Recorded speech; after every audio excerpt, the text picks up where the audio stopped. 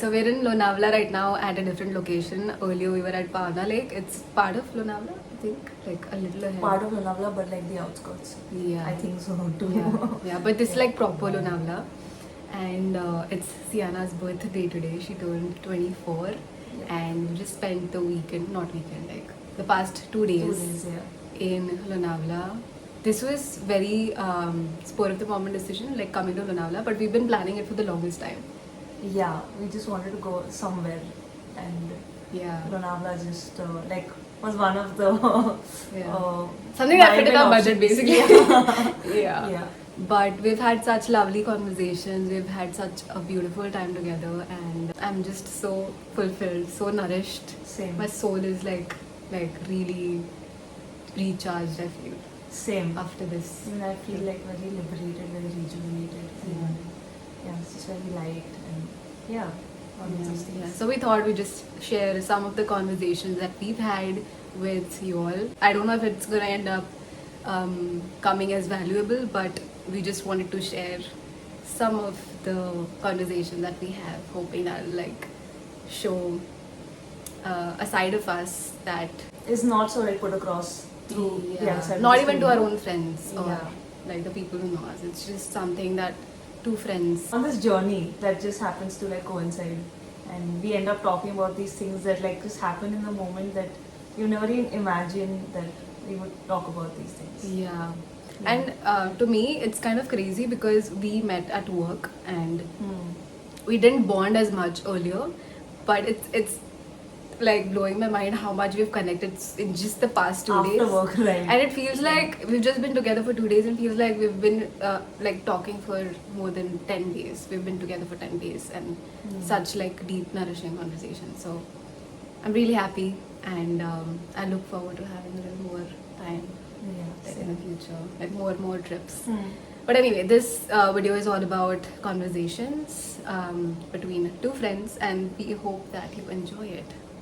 Okay, so Sianna, how do you feel? 2024. Really good. I've never felt this good before. Yeah. Not just What's because your of state of mind? My state of mind is I'm very relaxed. I'm very peaceful, at ease, like with who I am, with everything, like all the mistakes, all the good stuff, everything. It just feels like in perfect alignment, and I'm really excited to like get back and just like go straight into like what I have planned for the next like 3-4 months, and just go like all out with that, but also like go slowly as well. And like take my pauses and as needed and stuff. But I'm like, I think this is the best mind state that I've ever been in my life. Is it something that you've consciously tried to work on, or something that just like was a switch to you that I have consciously tried to work on this state of being, like especially once I got aware that I need to have this state of being. I think I've been chasing it for some time, but I was not allowing myself to have it because I was sort of wanting to see only the good side of it, but I was like neglecting the bad of this state of being. And now I'm okay with like the good and bad of the state of being, and I'm being very easy with myself. And when I say I've not felt this before, because it's a new feeling. Like I've never felt this amount of peace and this amount of joy. Like I said about that the time we were sitting at the lake, and I wrote this article a long time ago, where I was at this beach and it's like sunrise and the water is still and my thoughts are like clear and all my pain is healed, and it almost feels like, you know, when you die and like you reach that place, like you're sort of reflecting over everything, and there's so much like peace and stillness.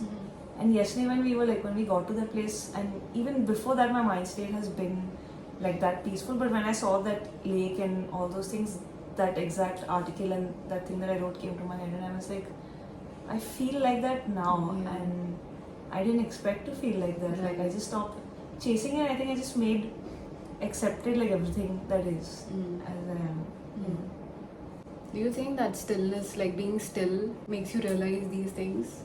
Like when you're constantly on the go, you don't like stop and realize how much of yourself you're putting into the kind of work you're doing, or like the people that you're trying to make a relationship with, but then you get burnt out, and when you're like actually sitting down, you kind of realize these things that make your mind go a little, okay, like this is something that I've been missing out on.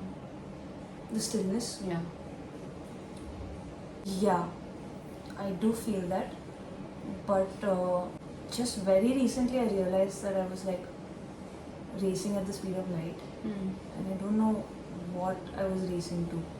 Like I was treating time like an enemy, and the slowdown. I don't think many people realize, but it takes so much of like. I don't want to use the word violence, but it takes so much of like power actually, like this very forceful power to slow yourself down. Yeah.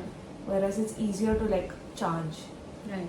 And when I realized that I was racing so fast, and then I was like, I'm in this front seat, I'm like driving all the time, but I'm not like looking at the view outside, I'm not living, I'm continuously like trying to like get to this destination, I'm just not looking at the window.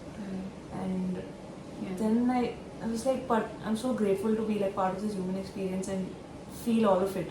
So why am I not like looking out this window, and why can't I just take it slow and feel every part of the journey than just like go through? So now I've started to like deliberately imbibe like stillness, even like when I'm like working on a song or working on anything music related. If this thought pops into my head that I have to like get this done by so and so day, I'm like, okay, I need to get that done, but let's make sure that I put like a lot of like good energy into this and treat it like neutrally and see where it has to go, rather than like I want this out of you. I'm sort of treating it like a relationship, like because creativity is this like an energy that you can't explain, right? And you just have to like let it flow in and out, and if you force it like this is the mold I want to shape you, and then you sort of restrict it. So I'm just treating things as like, okay, give you this lightness and take me where you want to take me, and I know that you'll take me in the right place, but let me be still and like enjoy this, because it's a gift that not many people are able to like receive and treat the right way. Yeah, I think a lot of people are missing out on the fact that you could really listen to yourself when you sit, like consciously try to sit. In creative field, it's like a boon. Yeah, you can actually hear your thoughts. It's like this person speaking. Yeah, sometimes ranting, sometimes like a mother, sometimes like it's a different, like you can actually hear it, feel it. So has that voice been compassionate to you lately, or like have you felt a shift in that voice throughout the years? Yeah, I've definitely felt. I actually noticed the shift because of journaling. Same. So I just one day I was reading like older journals, and I was noticing that how if I made mistakes and I would call myself stupid and you fool and all those things. And in like recently in the past like 2 years maybe, I haven't like called myself anything like negative. It's just like show more compassion and they said, okay, like you're just a kid. I literally say the word kiddo. And yeah, because like in my head it's that kid who's just learning to like be an adult and like just show more compassion. Okay, make mistakes, it's fine, like I'm here, it's okay, like I'm like future me or past me somehow like helping me navigate it, and yeah, just helping me be more kind to me when I mess up, especially like when otherwise I'm kind. I've learned to be kind anyway, but more kind when I like mess up. This kind of reminds me of something that I did recently. Like when I was in Shimla, we were given this, like the trek that I did, we were given this postcard to write a letter to anybody. So I wrote a letter to my own self, and I addressed it as my future self, like a letter from my future self writing to my current self. So there was so much compassion that I didn't even know that I had in me. Like she's looking from like an omniscient perspective, like from someone who's like been through the kind of journey, like what I'm about to experience, and there's so much like kindness and compassion that I speak with that I didn't even know that I could have done when I was younger. So that kind of shifts your lookout on things and makes you want to do things a little differently. What are you looking forward to this year? What am I Coming looking year? forward to this year? I'm really looking forward to like putting my like album out. That's one big thing because I feel like it's time finally, and not in a like let's rush this, let's get it out way. I feel like in the most graceful, in the most like I'm ready for this way. And What is it about?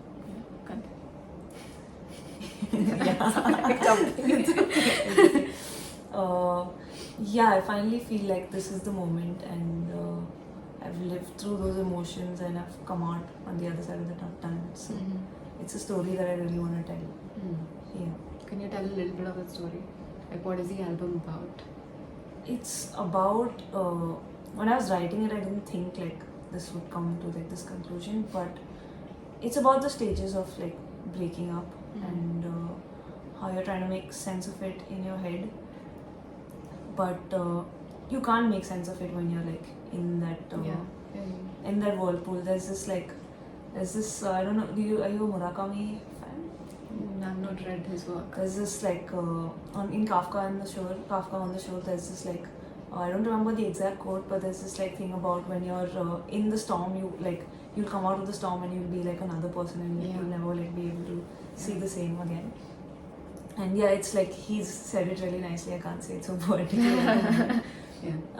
But yeah, so I started writing it with there's an actual like storyline now that I've come to like the end of it, and it starts with like just the yearning and longing in the beginning, and you're trying to like make sense of it. Like this thing ended, and you thought this would last forever, and I've also like played on like words with like forever, because forever is such a word we use so commonly, but like what is forever? Right, yeah. And so it starts with that, like, you know, we said like forever and always, but like it's not. And then it follows like the questioning, you reach this questioning stage of like, but this felt so right, and like how could we end up like this? And then it follows like different stages of like, again, like I want you, like can you just be there for me? And you just long for that person, even though you know that like it's done and you can't go back, but there's this like your body and your mind are so like used to that person.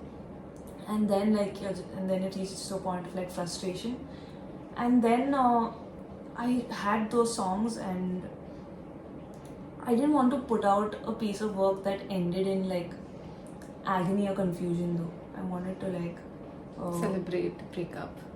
Not celebrate breakup, but in general, like with life, I have this thing like with leaving hope at the end, or like light at the end of the tunnel. So I don't like it to be left on like this sad note.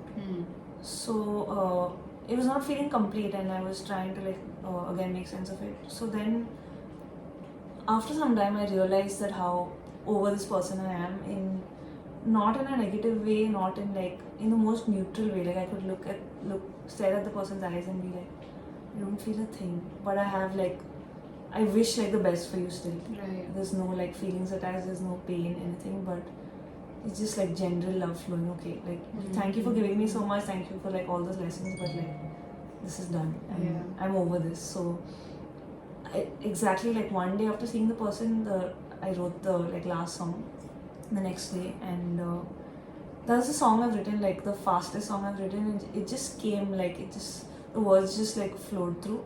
Actually, it's weird to say this, but I started writing it in a dream, and I started making sense of it, and then I got up and I was like, no, I need to like write this song right away, and I wrote it about like the end, and so the whole album plays through like color a lot.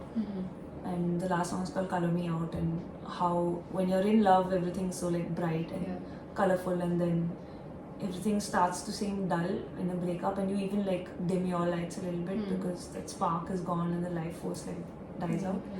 So I'm like I want to show those like themes of color throughout, and then in the end it's like color me out. So like one interpretation of like open to multiple interpretations, but for me it's like one way of saying like goodbye, like I'm out of your life, and also like color me out and telling myself that bring color back to my life. Right. So it's leading all of it like to yourself.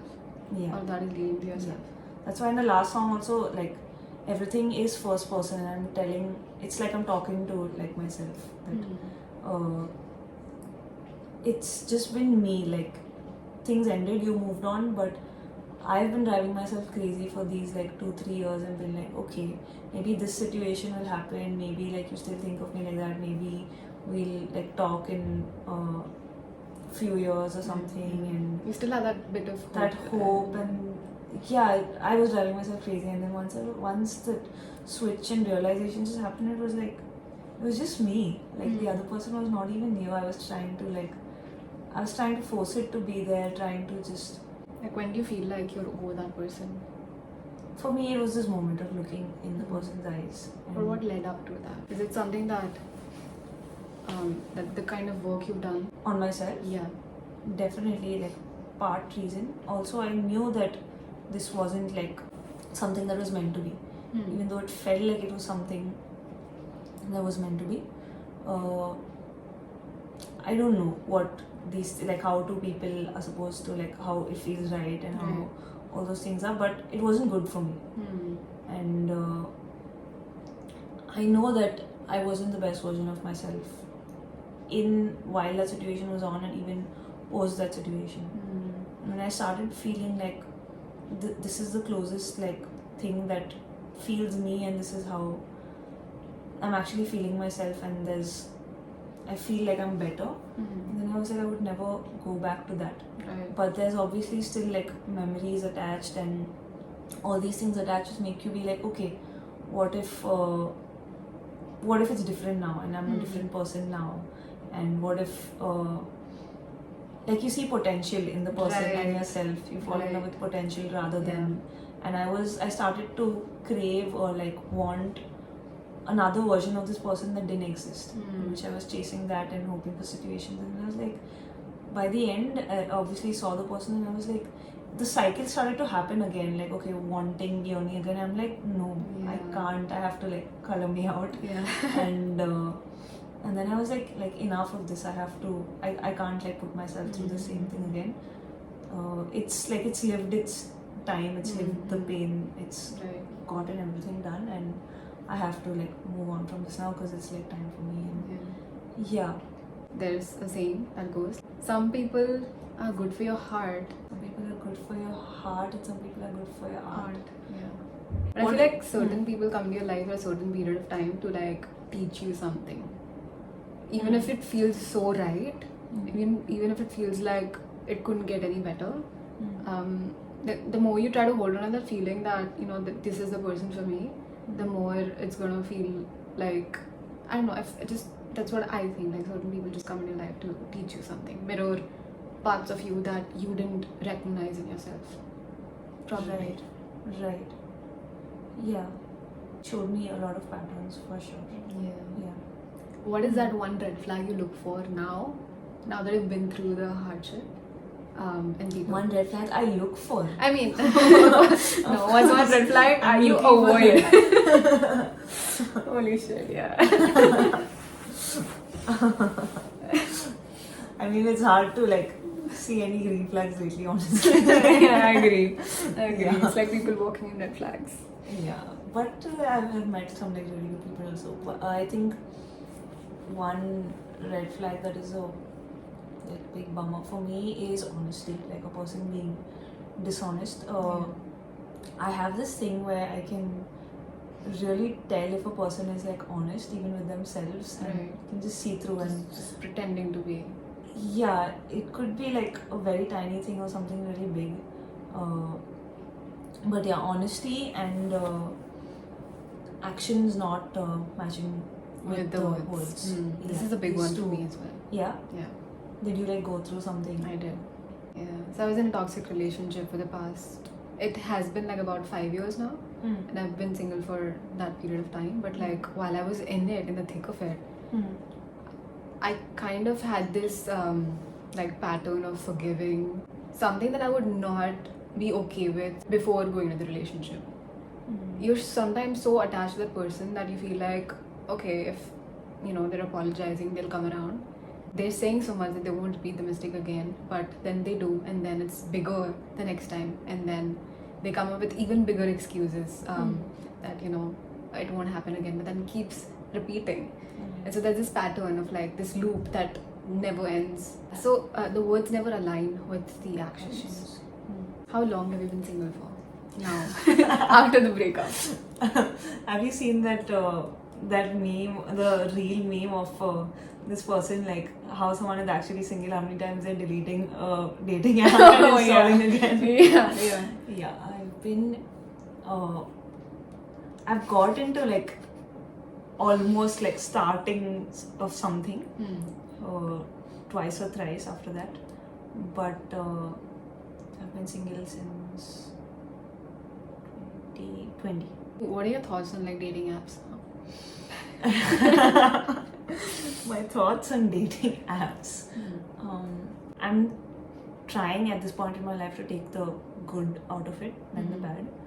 And bad in the sense that it's another app on your phone, and you're going through people's profiles, and there's so many options and there's so many different personalities, and it's a little energy draining to start conversations with like multiple people. Right.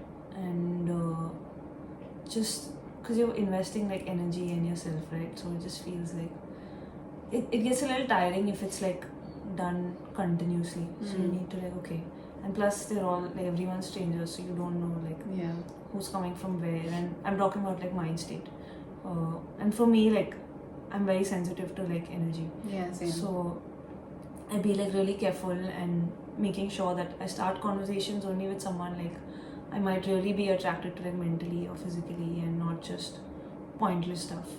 Unless like I want something casual. But yeah, I've been very conscious of that, and it's bad. I don't want to say bad. Bad feels like a very strong word, but tiring and a little negative, because I think communication.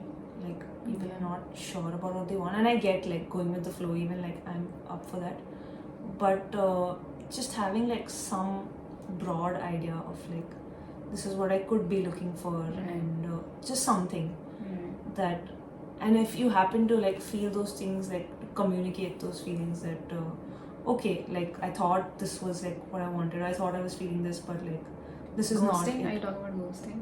Ghosting, and also like ghosting, big one definitely for sure, but also like let's say a person thought they wanted something like really casual to start with, but then it turned like, okay, no, I'm actually looking for a serious relationship.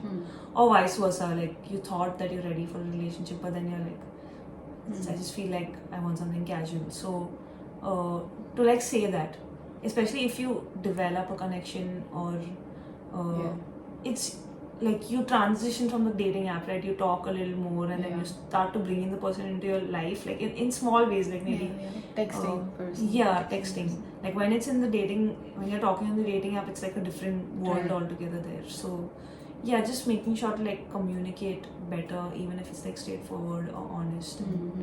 I think one of the biggest curse today is that we're given so many options, and like we're not putting ourselves entirely into one person, like making it work with one person. And because there are like so many options available, we feel like, okay, let me dabble into this, let me dabble into that, and see which one works best for me.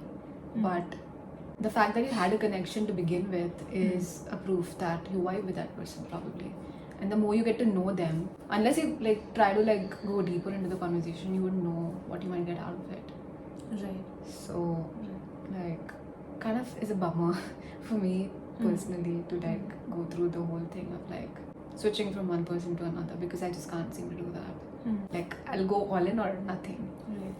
So what do you think, like how's your experience been in dating? It's not been great. It's not been great. No. I've mentioned upfront that I'm not looking for anything casual, but then I'm also like I'm just testing the waters. Yeah, but like I just don't like. I'm more of like meeting organically kind of a person. Like I don't know if I'm romanticizing it, but I'm very old-fashioned that way. Like, but then I kind of want to like make myself a little more modern in that sense, and like try to put myself out there, because otherwise I won't.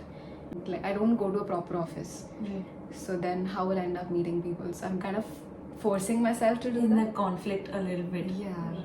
But then my mind is just like, no, you're gonna find someone like out of the blue.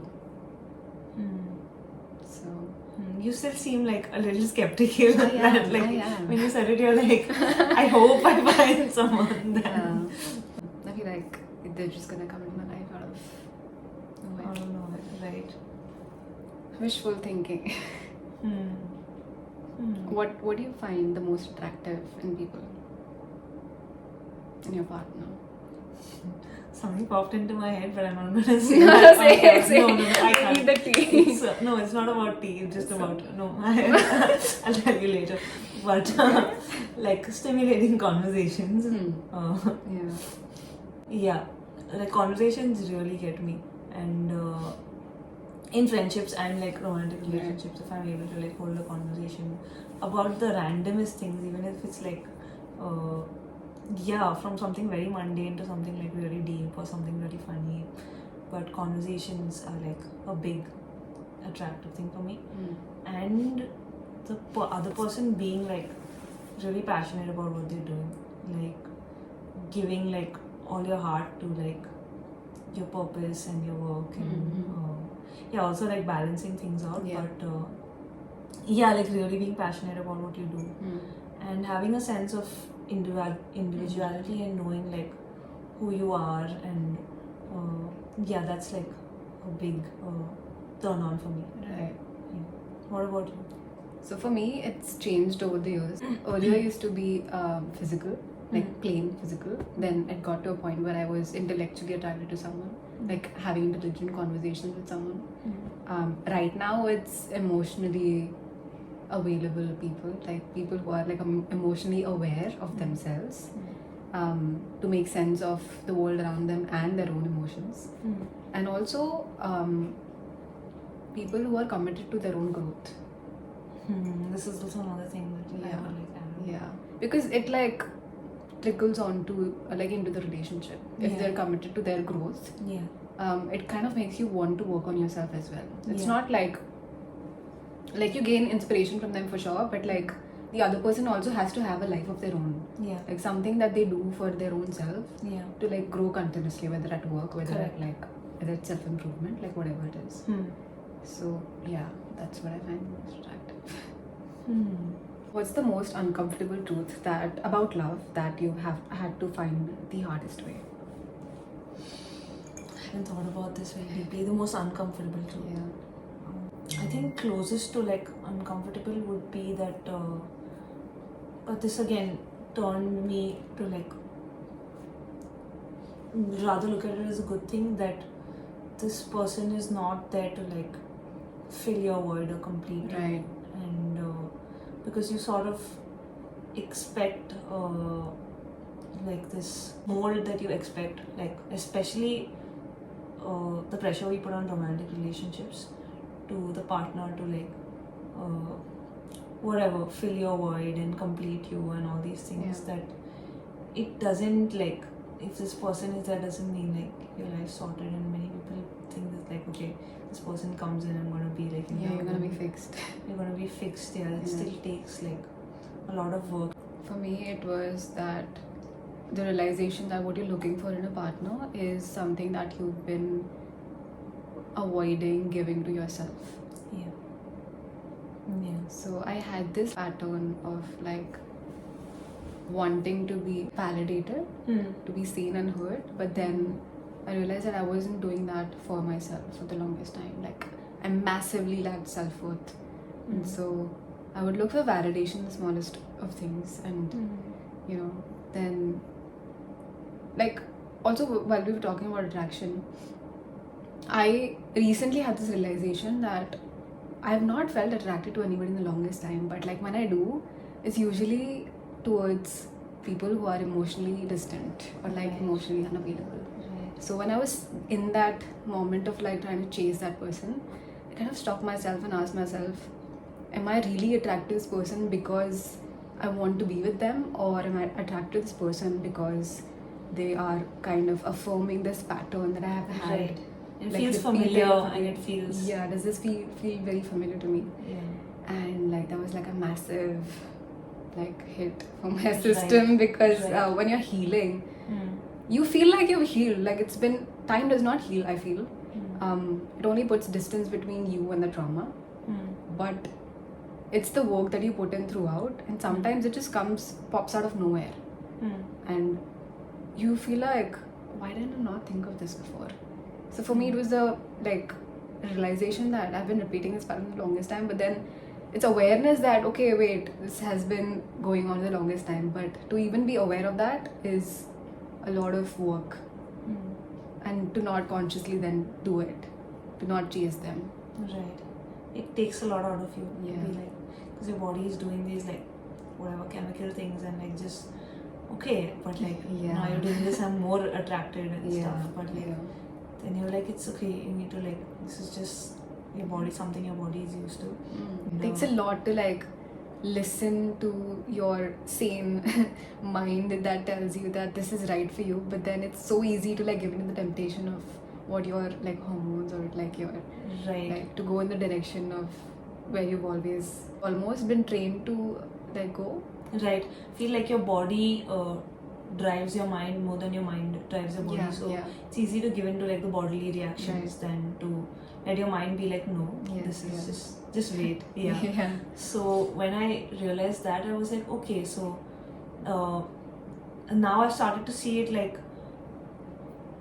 obviously like attraction being there, but now I'm more aware of like these qualities that I want in a partner, and okay, like how do they align with like my values and ideologies, and how can we like, how can we make it like better for each other? I'm very happy by myself like at this point, so I'm not like I want you to be there like and make me like make me happy because I'm not happy. Like we can just elevate that happiness together. And it's it actually like happened because of recent like events. I'd gone on this like really nice date some time ago, and I wonder what that feels like.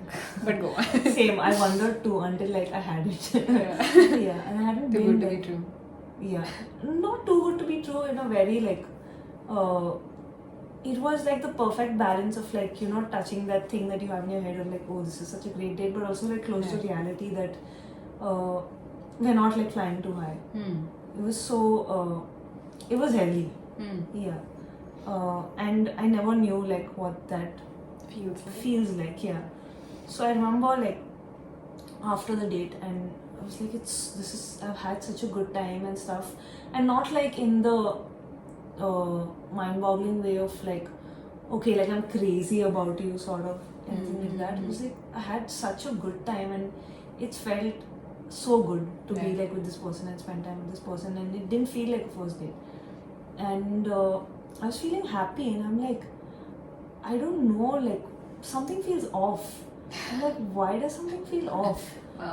And that's when I realized that my idea of like love and pain is sort of like tied together, where I need to feel like pain and I need to feel like rejected by the other person, or like the other person is not into me, to feel like the chase. And be like, okay, now like this is like what, not love, but love is like a very big word for me, but I don't know what it is. I'm not able to like define it. I'm redefining like love for me right now, because it's earlier like I don't know what it was. So it really got me thinking that first on that like ride home, I was like, what is wrong with you? First of all, you had such a good time, why are you thinking that something is missing? And then I was like, okay, we need to like just think about this a little bit. And then I was trying to make sense, and I was like, I crave pain, and what is that? I crave that, like that feeling of being not wanted and then wanting the person like more. And I was like, okay, I need to like, it's clearly something with me, and I need to like break this pattern. And that's when I started like delving more into it and being like, okay, I started looking at like past relationships and people I've liked, and it's all been like chasing this pattern. And then I was like, I need to like make it known to my system that it's that this kind of thing is also possible, where someone is into you and you can also be into them. And I have to like let go of that idea of like pain, and you don't have to feel that pain. So that made me look like deeper into attraction, qualities, liking a person, all these things. Do you think you need to put yourself out there enough to like really understand yourself better, or do you think like you can do that while you're single? Like, I think relationships have that side of like making you realize parts of yourself that you didn't know existed, like mirroring the more like unhealed parts of you. Right. But then when you're alone, you kind of try to make sense of that when you're single. Yeah. I think this is like uh, a thing that works like for all aspects of life, no? Like if you just try to do it like yourself, obviously it'll be great. Like even if you look at meditation, if you're meditating like in complete silence on like the ideal situation on top of a mountain, it's Yeah. perfectly great. But when you come into like the noise of the city, and then how do you keep that same calm? Yeah. So yeah, similar where like earlier I used to do a lot of the work by myself, but now I'm like, for the first time in my life, I'm at this place where I'm consciously open to a relationship, because I've always been a person where like I'm fine alone. Like, Yeah. I'm really fine alone, but now I want to experience it, not to like, okay, whatever, let's end up together or something. I just want to experience what Yeah. a serious relationship feels like and what it feels to be like, call someone mine, and like yeah, all those things. I've never like gone into like the depth of that previously and consciously gone into it. Now I'm at that place, so I want to explore it, and obviously with the right person. So that's why I'm putting myself out there, and earlier I would be scared of getting hurt and being vulnerable, but now I'm like, I mean, it's okay, like it's part of like being human, and it's fine. I'm sort of looking at, I don't know if you watched How I Met Your Mother. Not entirely. Yeah, I'm sort of like, I take like bits of like Ted Mosby inspiration in this, because obviously he's like different, he's like waiting for the one. For me it's just That's like me. That's me. Yeah. right, I just need it to be like a right match. We're on the same like wavelength with a lot of things and stuff. So I want to put myself out there right now and be like, okay, this is who I am, and pour my heart out, and not be scared of expressing and showing. Like if I feel something strongly and if the other person doesn't, I want to be okay with, okay. Earlier I'd be like, you're so stupid, you feel like, and this other person doesn't feel, and I'm like, it's okay, like I feel, and I'm proud of myself that I can feel this way. Then shying away and be like, okay, we're in this like dating app culture or like this modern dating culture, and be like, okay, I'm gonna play it cool and I'm not gonna show emotion, and I'm gonna wait like for that you I can't to- do that either. Yeah, I think it happens like subconsciously also, because you're like, okay, the other person's not giving, and maybe like I should also, obviously not like over giving, but I've reached a point where like this is who I am, like I give a lot and I'm comfortable with like, if I feel something, then okay, like I'm feeling this way, and yeah. So I like being very comfortable with being vulnerable, and I like it. Like, how are you like with expressing love? Expressing love. Yeah. What's your love language actually? First would be words of affirmation, then quality time, then it would be acts of service, and then physical touch, and no, gifts, and then physical touch. Oh. Yeah. Okay. Wow. Yeah. I think for most people, physical touch is right at the top, right? For most people most in people, India, probably. yeah. Like, I'm just generalizing. Yeah. Is your love language different with like romantic relationships and otherwise, or it's the same? It's the same. It's the same. Okay, mine is different. For What's me, yours? For me, receiving is physical touch. On top. Yeah, physical touch and quality time. Acts of service. Words of affirmation, and then gifts. What's one of the red flags that you've noticed in your own self? Overgiving, but giving from a place of feeling inferior and like having to prove my worth. Like I'll give you so much and do so much for you so that I'm worthy of you. You see that I'm worthy of you. Yeah. And that gets like almost choking and suffocating for the other person, because then you're like just bombing. And I've been very aware of it, but I've started to change it recently. What about you? About me, so I think I have had this pattern of like trying to fix other person. Like I've recently started to realize that it's not my job or my responsibility to fix someone of their past traumas, but it is there, and unless like they're willing to work on their own self, you can't like really force them to. So yeah, it's that, and also hyper independence. Like I used to have this thing where I used to be completely avoidant to the point where I wouldn't like let anybody do anything for me. And if someone did that for me, I would feel like I don't deserve that. So I'm trying to like be okay with the fact that if someone's trying to do something for me, it's coming from love and not one-upping or like obligation. Yeah. I think hyper independence is a trauma response. It comes from the perspective of like you're too fearful of being hurt and like being broken again. But that's the whole point of like this whole human experience. Like you have to get hurt to like really understand yourself deeply. And unless you do that, you're just gonna be avoidant. You're gonna be running away from your own self. So yeah. I have a little bit of a different perspective with hyper independence, and I think not just fear of getting hurt, but it also stems of like, at least from my experience, that this thing of like not depending on someone, which also for me came from a place of like having to parent myself. So now I don't know how to accept help, even though I'm not scared of like the person hurting me, but if someone offers help, I don't know, like I'm like, no, I'll do it like myself. I'm so used to like doing things on my own that I'm like, I just know this way, I don't know another way. I can relate because I don't know if most elder sisters can relate to this, but I feel like it comes as a part of package when you're like the eldest sibling, because you kind of have to set an example for like you're a role model for your younger siblings. So doing things on your own comes like as a given. There is no one to guide you on how to go about things. So like you really try to like depend on your own self to like figure things out.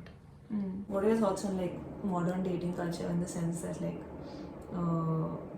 okay, that's another question. Firstly, do you think you're born at like the right time with like to explore like how dating is currently, or would you want to be born like earlier and see how that was? I don't feel like I'm born the right era.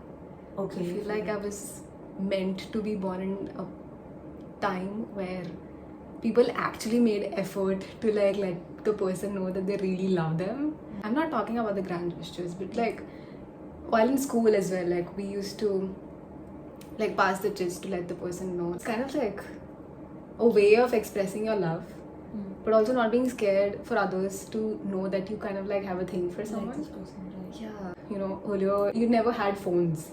So you made the effort to like find where that person lives, and like I'm not talking about like a bad side of stalking, but like in a general admiring way, like you kind of looked forward to like seeing that person a little more, and like making that effort to like speak with that person and letting them know that you actually like them. But like right now, because in modern dating, like we have so many options, we don't actually feel the need to like bond with them because everything's made so available easily, like from the screen, so we can just not make that effort at all.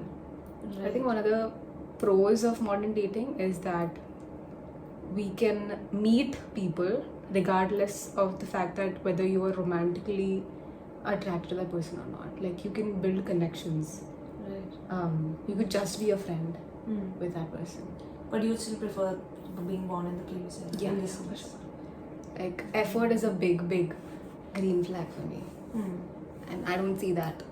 No, what if you just happen to get someone who puts in like that much effort? Would you still like? It's rare, but like I would. But what if, like, best case scenario, you do happen to get that person in this like in this era, like the time that you're born now? Would you still want to like go back and like want it? No, then I won't. Then you want. So it's mainly like an effort thing. Yeah, it's mainly like the effort thing because I don't. It's rare, right? Yeah, it is. Right. I see. Okay. So I don't know if you thought about this, but the fact that like dating apps could be like whatever, you don't feel like you want to meet organically, how do you like see it happening, or do you want to just trust it like blindly? No, I feel like I'm already doing that, but I'm not giving it a label. So while I'm traveling, I'm meeting strangers, I'm building connections. But then it's very short-lived. Like, I began traveling for the reason that I was outgrowing the people that I've previously grown up with. So I felt like I needed to like explore the boundaries and see where I'm like understood. And when I started traveling, I kind of found a community like of people who are coming for the same reason that I was, like to be heard, to be seen, to be understood. And that felt like a huge like thing for me, because then I felt like, okay, there's someone else out there who's like thinking about the same things I'm thinking. And so it feels like you're not the only one. So I'm already doing that. Like, I'm already meeting a lot of people, like-minded people who have the same passion, who have the same like drive towards things in life. But then it's short-lived, because then that person parts ways and you're on your own way, and like you don't see unless you make the effort. Again, effort is a big thing. So yeah, it's kind of like my version of modern dating. You think at this point you're ready like for a serious relationship? If I find the right person. But if you do happen, like you're ready for it. I to think get into it. yeah. I think I'm ready to like be heartbroken and like put myself out there. I mean, you might be don't say heartbroken. Like, I'm okay with it. I feel Okay. like I'm okay with the fact that I can feel pain, because in Buddhism they say that nothing lasts forever. Like, even if you feel that pain, it's not going to be there with you throughout. Like, emotions are meant to be felt. The sensations are meant to be felt. Whatever you're feeling right now, it's something that you have to sit with and go through with it. And that's going to teach you something when you look back at it. So I feel like I've done a lot of healing, but then there's some different kind of healing that you like, different kind of perspective you get when you date somebody. So like, I want to see what I'm like now that I've spent so much time by myself. I want to see what I can be like, or what more there is to learn if I'm with somebody. So yeah, I'm like excited to get back, but then again I'm waiting for that person to come into my life. And yeah, if it feels right, it feels right. Okay. This one is a little bit of a weird question, but would you ever be attracted to yourself, or like if there was a person exactly like, actually it's yourself, would you be like the qualities, the physical attraction, romantic attraction, etc.? Would you like be attracted to yourself if Probably yeah, but I would, like, given a choice, I would look for something else, because then like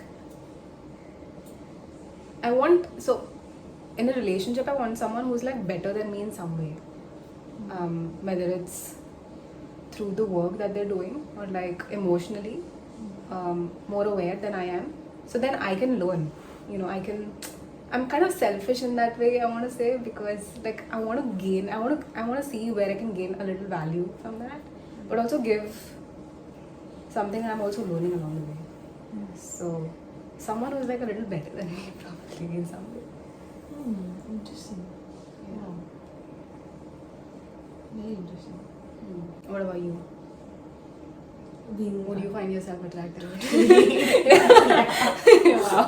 I wish I could be that competition again. Yeah, I think Yeah, I'd be attracted to a musician as well. Like, yeah, but I'll give you the pain, you give me the art. No, leaving like the musician side aside, also like all my qualities, everything that I've become, physically, emotionally, mentally, like I think I became the person I wanted to be attracted to. So now, I know it's a very cliche saying that like you become this like thing that you want, then like what you want to like come to you. But I've become very like secure in myself. I like to think, hopefully like when another person comes, it doesn't like flip away. But yeah, I really like myself the way I am and everything, the way I carry myself and demeanor and stuff. So I feel like there's parts of me that I haven't like discovered yet, that I just suddenly happen to find, and I'm like, shit, this also exists. So if I was able to see that from a third person like point of view and be like, okay, I would like love to tap into like these whatever angels and demons that are there, and just be I'm very fascinated with myself also. Yeah. I don't It want to. is, right? Like when Yeah. you're aware, everything shifts, right? Like Yeah, because you don't like, even. what is this? Like, what is this side of you that Yeah. you're suddenly bringing out? And yeah, I'm Yeah. very curious to see that. I don't want to sound like narcissistic, but No, you're not. yeah, of late I've really like started like really feeling myself and loving myself, and I would totally like be that person. I think accepting yourself takes a lot of work. A lot of work. Lot of And work. pain and trauma. It does. I think that's like a precursor of like really being okay with who you are and like completely accepting the good and the bad and everything in between. Right. What has been the biggest lesson for you in trying to like accepting yourself? When did you feel like you started to accept yourself completely? Completely. I feel like I'm not fully there yet. It's a lifelong journey that It you is. never even. But I'm letting myself. One, when I allowed myself to like fuck up more. Yeah. I allowed myself to like fuck up more, and then I was just starting to see this like humanness like in other people, and then if someone's messing up and then they're treating it like okay, Right. it's just like child's play or whatever.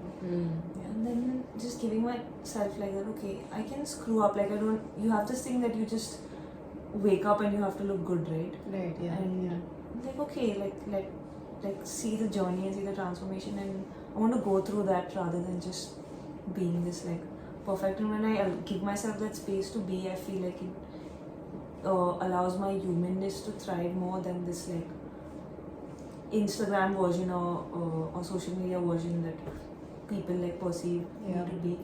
And I enjoy this like human side more, and I sort of like think of what if the social media world didn't exist, and what if all of these things. Of that often. Yeah, then I would treat myself so differently, and I would treat everything so differently. So I'm just allowing myself to make mistakes now. Yeah, I'm making mistakes. I'm being really like kind with myself when I'm making mistakes. I think a big shift happened for me when I realized that everyone is figuring life out in their own way. Like no one has it figured out.